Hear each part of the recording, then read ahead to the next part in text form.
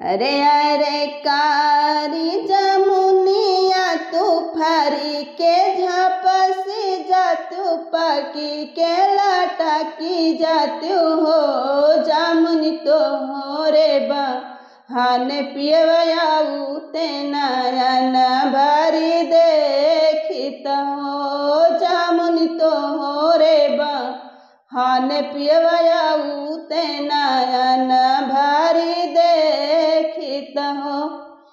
अरे अरे कारी जमुनिया तू फरी के झपसी गयू पकी के लटकी गयू हो रामा भेजी दे हैं खटिका बेटा आया पूना नहीं आयन हो रामा भेजी दे हैं खटिका बेटा आया पूना नहीं आयन हो।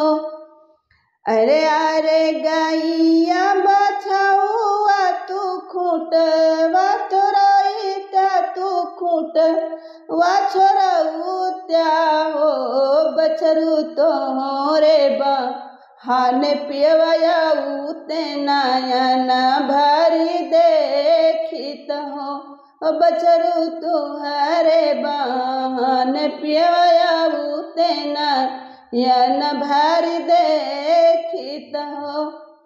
अरे अरे गैया बछौआ तू खूटवा तोराया तू खूटवा छोराया हो रामा भेज दे हैं आहिरा बेटा आया पूना नहीं आयन हो रामा भेज दे हैं आहिरा बेटा आया पूना नहीं आयन हो।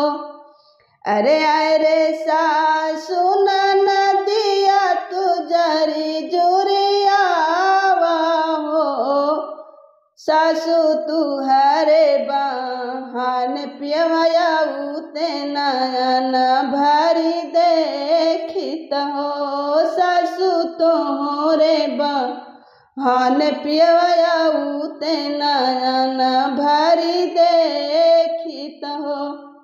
अरे अरे सासु नदिया तू जरी जुरी गईलू तू जर जुरी गईलू हो राजा भेजी दे हैं डॉक्टर बेटा नया पूना नहीं आयन हो रामा भेजी दे हैं डॉक्टर बेटा आया पूना नहीं आयन हो।